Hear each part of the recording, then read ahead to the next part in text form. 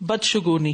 انس رضی اللہ عنہ نبی کریم صلی اللہ علیہ وسلم سے روایت کرتے ہیں، آپ صلی اللہ علیہ وسلم نے فرمایا، چھوت چھات بے اصل ہے اور بدشگونی کی بھی کوئی حقیقت نہیں، مجھے تو نیک فال پسند ہے، یعنی اچھی بات. چھوت چھات کیا ہے کہ بیماری متعدی ہے، کنٹیجیس ہے. دور جاہلیت میں یہ عقیدہ پایا جاتا تھا کہ بیماری کے اندر یہ طاقت ہوتی ہے کہ دوسرے کو جا لگے، تو یہاں اس کی نفی کی جا رہی ہے کہ بیماری بذات خود کچھ نہیں، یہ تقدیر سے ہے. اللہ کا اذن ہوتا ہے تو دوسرے کو لگتی ہے، اگر اللہ کا اذن نہ ہو تو نہیں لگتی. تو یہ بھی تقدیر کا حصہ ہے، جس کو جب چاہے اللہ وہ لگا دے، ورنہ اس کے اپنے اندر اللہ نے ایسا دفاعی نظام رکھا ہے کہ وہ وائرس اندر جا کے بھی پنپ نہیں سکتا، اس کو بیمار نہیں کر سکتا. لیکن اسباب اختیار کرنا ضروری ہے. اسی لیے کہا گیا کہ جہاں تعاون پھیلے وہاں جاؤ نہیں، احتیاط برتو. کوئی چیز آپ کے لیے ڈینجرس ہے تو اس سے بچنے کے لیے آپ کو کوشش کرنی پڑتی ہے، احتیاطی تدابیر اختیار کرنی پڑتی ہیں. تو وہ احتیاطی تدابیر آپ کو اختیار کرنی چاہیے، اس سے منع نہیں کیا گیا. تو اس سے یہ پتہ چلتا ہے کہ بے وجہ وہم نہیں کرنا چاہیے، اور اگر کسی کے اندر بیماری ہے تو اس سے نفرت نہیں کرنی چاہیے، یا اس کو موجب الزام نہیں ٹھہرانا چاہیے، کیونکہ اگر اللہ نے کچھ لکھا تو پھر تو ہو کر ہی رہے گا. تو بیماری لگنے کا سبب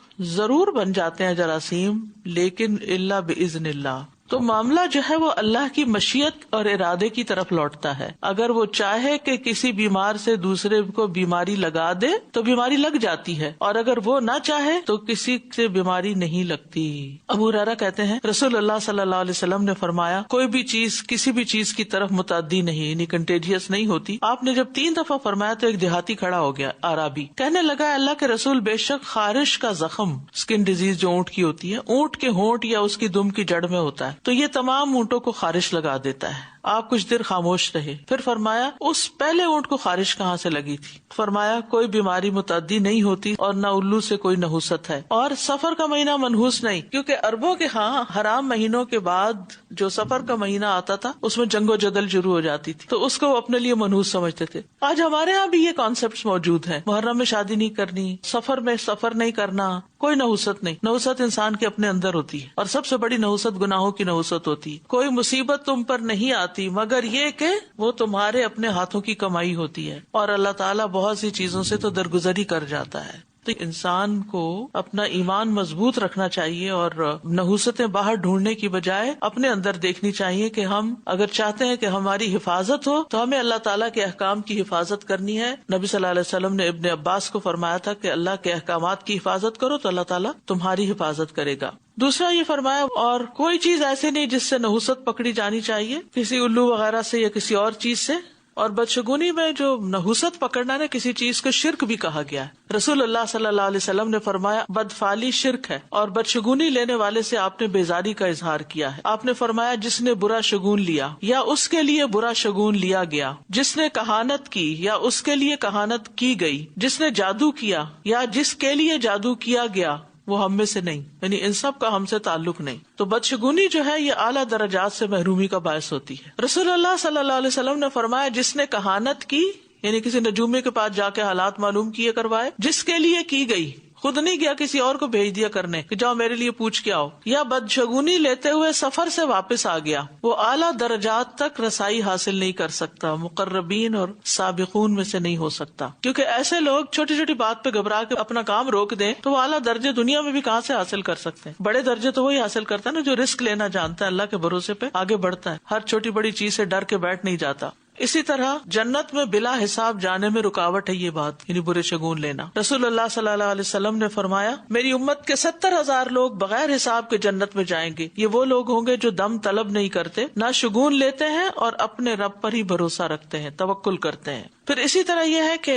بدشگونی سے کام میں رکاوٹ نہیں لانی چاہیے. معاویہ بن حکم کہتے ہیں، میں نے عرض کی، اے اللہ کے رسول، ابھی میں تھوڑا عرصہ پہلے جاہلیت میں تھا اور اللہ نے اب مجھے اسلام سے نوازا ہے. ہم میں سے کچھ لوگ ہیں جو کاہنوں کے پاس جاتے ہیں، یعنی پیشن گوئیاں کرنے والوں کے پاس. آپ نے فرمایا، تم ان کے پاس نہ جانا. میں نے عرض کیا، ہم میں سے کچھ لوگ ایسے ہیں جو بدشگونی لیتے ہیں. فرمایا، یہ ایسی بات ہے جو وہ اپنے دلوں میں پاتے ہیں، یعنی بدگمانی یا وسوسہ. یہ ایک طرح کا وہم ہے. یہ وہم انہیں کسی کام سے نہ روکے، یعنی یہ تمہیں کسی صورت اپنے کاموں سے نہ روکے. ایک اور روایت میں یوں آتا ہے. میں نے عرض کی، ہم میں سے کچھ لوگ لکیریں کھینچتے ہیں. ایک عمل ہوتا ہے نا، لکیریں کھینچ کے پتہ نہیں برابر کرتے ہیں، تو اس سے بھی منع کیا گیا.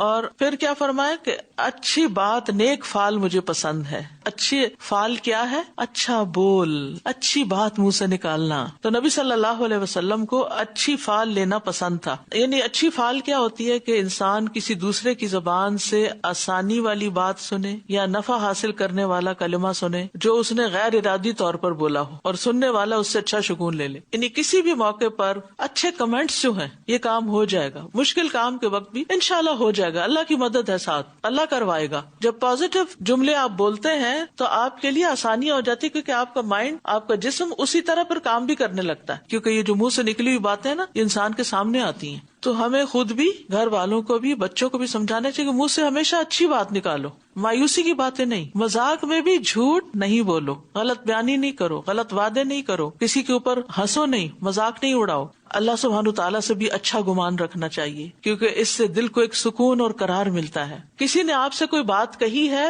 تو یہ نہ سوچے یہ اس کے پیچھے کیا مقصد ہے اس کا، اچھا ہی سمجھے. تو جب آپ دوسرے کے بارے میں حسن ظن رکھتے ہیں، آپ منہ سے اچھی بات نکالتے ہیں، تو آپ کی زندگی ایک پازیٹیو رخ اختیار کر لیتی ہے، اس میں خوشی آتی ہے. اور اگر آپ دوسروں کے بارے میں شک و شبہ کرتے رہتے ہیں، منفی باتیں سوچتے رہتے ہیں، تو پھر چیزیں ویسے ہی ہونے لگتی ہیں. اس کو لا آف اٹریکشن بھی کہتے ہیں، یعنی آپ پازیٹیو انرجی اٹریکٹ کرتے ہیں یا آپ نیگیٹو کرتے ہیں.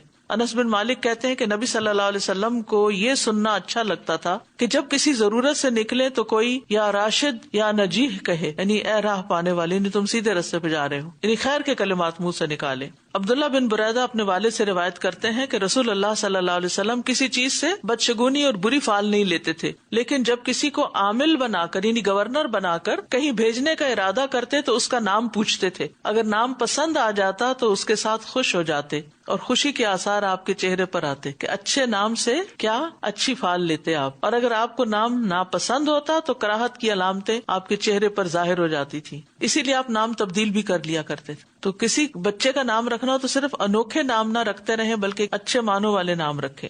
اسی طرح جب کسی گاؤں میں داخل ہوتے تو اس کا نام پوچھتے، اگر اس کا نام پسندیدہ ہوتا تو آپ خوش ہو جاتے، اور اگر گاؤں کا نام یا اس منزل کا نام ناپسندیدہ ہوتا تو آپ کے چہرے پر ناپسندیدگی کی نشانیاں نظر آتی تھی، یعنی آپ خوش نہیں ہوتے تھے. اسی طرح یعنی کہ خواب میں اگر کوئی اچھا لفظ یا اچھی بات کر دے، یا استخارے کے بعد آپ مثلا 2 رکعت نماز پڑھ کے اٹھے ہی ہیں تو اچانک کوئی شخص ایسا مل جاتا ہے جو آپ سے کوئی بڑی اچھی بات کر دیتا ہے، تو اس سے آپ کے دل کو ایک اطمینان اور خوشی ہوتی ہے، اور آپ کو یوں محسوس ہوتا ہے کہ اب آگے کام آسان ہو جائے گا. اسی طرح خواب میں کوئی ایسی نشانی نظر آ جائے. انس بن مالک کہتے ہیں کہ رسول اللہ صلی اللہ علیہ وسلم نے فرمایا، میں نے ایک رات خواب دیکھا. یہ کس نے دیکھا؟ نبی صلی اللہ علیہ وسلم نے خود دیکھا. گویا ہم عقبہ بن رافع انصاری کے گھر میں ہیں اور ہمیں ابن تاب کی تازی کھجوروں میں سے کھجوریں پیش کی گئیں. خواب میں آپ کو کھجوریں پیش کی گئی تو میں نے اس کی یہ تعبیر لی کہ ہمارے لیے دنیا میں رفت اور آخرت میں اچھا انجام ہے، اور ہمارا دین انتہائی عمدہ ہے. تو اچھا خواب آپ دیکھیں تو